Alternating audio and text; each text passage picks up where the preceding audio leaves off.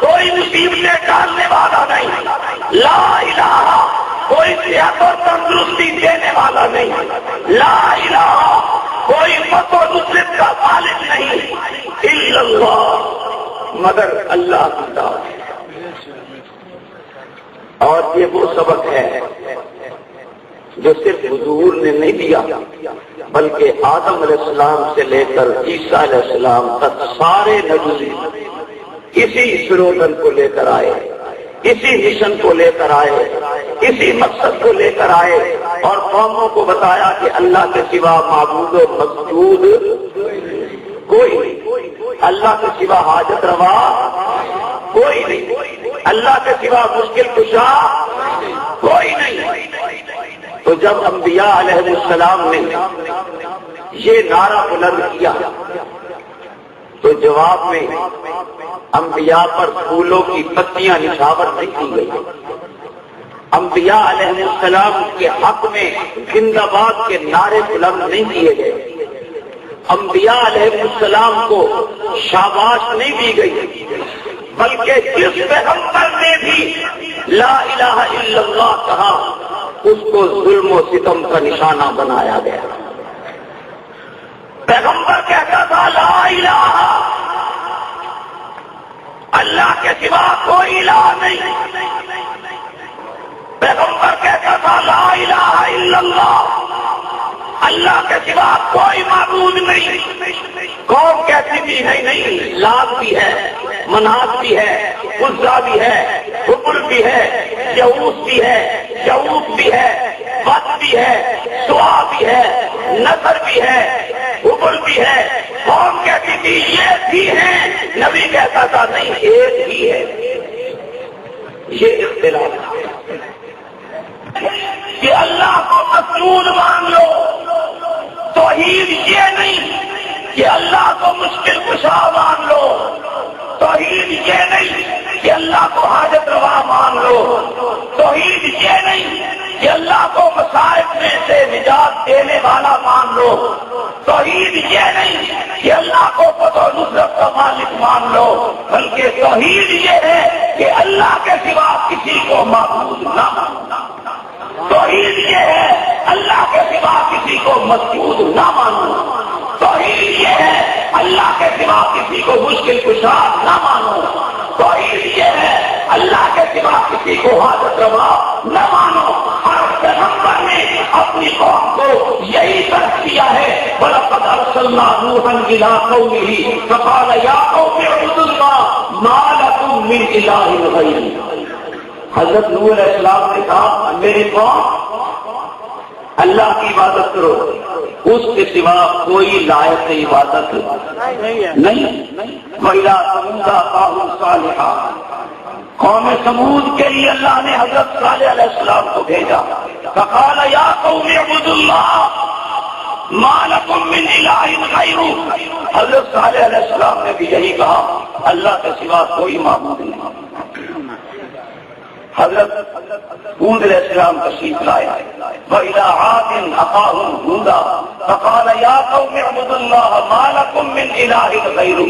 حضرت ہود علیہ السلام آئے قوم عاد کی طرف، انہوں نے بھی یہی کہا اللہ کے سوا کوئی معبود نہیں۔ سارے انبیاء کا ماٹو، سلوگن، نعرہ، مشن یہی تھا لا الہ الا اللہ۔ فرق یہ ہے کوئی نبی قوم کے لیے، کوئی برادری کے لیے، کوئی شہر کے لیے، کوئی قصبے کے لیے، کوئی تحصیل کے لیے، کوئی ضلع کے لیے، کوئی گلی کے لیے، کوئی برادری کے لیے، کوئی ایک ملک کے لیے آیا، لیکن جب حضور کی باری آئی رب ذوالجلال نے فرمایا قل یا ایھا الناس انی رسول اللہ الیکم جمیعا، میرے محبوب آپ اعلان کر دیجئے میں کسی ایک برادری کا نبی نہیں، ایک قوم کا نبی نہیں، ایک قوم اور خاندان کا نبی نہیں، ایک محلے کا نبی نہیں، ایک بستی کا نبی نہیں، ایک شہر کا نبی نہیں، ایک ملک کا نبی نہیں، بلکہ میں ساری کائنات کا نبی بن کے آیا ہوں. جہاں جہاں تک اللہ کی الوہیت اور ربوبیت کا سورج چمکتا ہے وہاں وہاں تک میری نبوت اور رسالت کا سورج چمکے گا.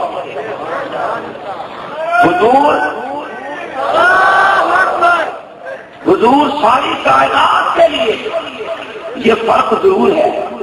انبیاء صادقین کی نبوتیں محدود اور حضور کی نبوت غیر محدود.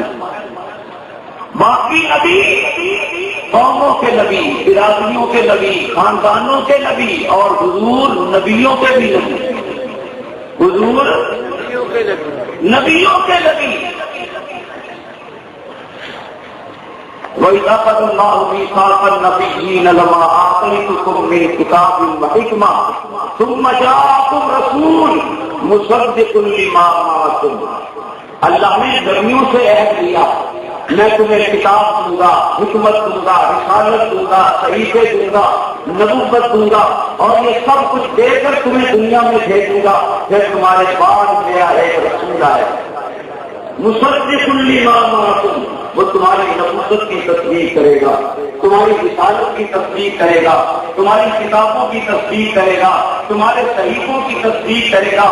وہ مصدق بن کے آئے گا. چنانچہ اللہ رب العزت نے حضور اکرم صلی اللہ علیہ وسلم کو بھیجنے کی نبی انبیاء صادقین کو سنا کے کہا کہ لَتُؤْمِنُنَّ بِهِ وَلَتَنْصُرُنَّ. اس نبی پر تمہیں بھی ایمان لانا ہے جو نبی تمہاری نبوتوں کی تصدیق کرے گا. حضور نے سب کی تصدیق کی، سب کے مصدق بن کے آئے. آدم علیہ السلام آئے، تصدیق حضور نے کی. نوح علیہ السلام آئے، تصدیق حضور نے کی. موسیٰ علیہ السلام آئے، تصدیق حضور نے کی. شعیب علیہ السلام آئے، تصدیق حضور نے کی. ابراہیم علیہ السلام آئے، تصدیق حضور نے کی. اسماعیل علیہ السلام آئے، تصدیق حضور نے کی. عیسیٰ علیہ السلام آئے، تصدیق حضور نے کی. جب حضور آئے تو عرض کیا مولا انبیاء صادقین کی تصدیق میں کر چکا ہوں، آج میں اعلان نبوت کر رہا ہوں. یا اللہ میری نبوت کی تصدیق کون کرے گا؟ توجہ ہے؟ میری نبوت کی تصدیق کون کرے گا؟ رب نے کہا میرے محبوب سارے نبیوں کی نبوتوں، رسالتوں، کتابوں، صحیفوں کی تصدیق آپ نے کی ہے. اب آپ نے اعلان نبوت کیا ہے، پریشان کیوں ہوتے ہیں؟ آپ کی نبوت کی تصدیق کے لیے میں نے ابو قحافہ کے بیٹے ابو بکر صدیق کو کھڑا کر دیا. سارے انبیاء کی تصدیق حضور نے کی. حضور مصدق انبیاء بن کے آئے اور ابو بکر مصدق سید الانبیاء بن کے آئے. نبوت کی وہ خصوصیات جو حضور میں پائی جاتی تھی، اللہ نے وہ خصوصیات سیدنا صدیق اکبر رضی اللہ تعالیٰ عنہ میں رکھا. حضور کے بعد نبی کوئی نہیں، اس لیے جس نے حضور کی تصدیق کی وہ نبی تو نہیں بن سکتا، لیکن اللہ نے وہ مقام عطا کیا کہ حضور صلی اللہ علیہ وسلم کے بعد، انبیاء علیہ السلام کے بعد سب سے اعلیٰ کا مقام اگر کسی کو حاصل ہے تو وہ سیدنا صدیق اکبر. مدینہ ہجرت کر کے حضور تشریف لے گئے ہیں. صدیق بھی ساتھ ہیں، مصدوق بھی ساتھ ہیں، دونوں موجود ہیں. مدینہ میں ایک جگہ پر قیام کرتے ہیں، لوگ آ رہے ہیں، حضور بھی بیٹھے ہیں، ابو بکر صدیق بھی بیٹھے ہیں. نئے آنے والوں کو پتہ نہیں ان میں نبی کون ہے اور امتی کون ہے، صدیق کون ہے، مصدوق کون ہے، پتہ نہیں چلتا. لوگ پہلے ابو بکر صدیق سے آ کے مسافہ کر رہے ہیں اور پھر حضور سے مسافہ کرتے ہیں، پتہ نہیں چل رہا. سورج اونچا ہو گیا، صدیق اکبر رضی اللہ تعالیٰ عنہ نے اپنی چادر اٹھائی اور اپنے ہاتھوں پہ رکھ کر رسول اللہ صلی اللہ علیہ وسلم کے اوپر سائبان بنا دیا. چادر لے کر حضور کے اوپر کھڑے ہو گئے. اب لوگوں کو پتہ چل گیا کہ یہ آقا ہے اور یہ غلام ہے. دوستو لوگوں کو چادر تطہیر تو یاد ہے لیکن یہ چادر صدیق یاد نہیں. چادر تطہیر بھی بڑی مقدس، کوئی شک نہیں، لیکن یہ چاہتے ہیں صدیق ہے، چاہتے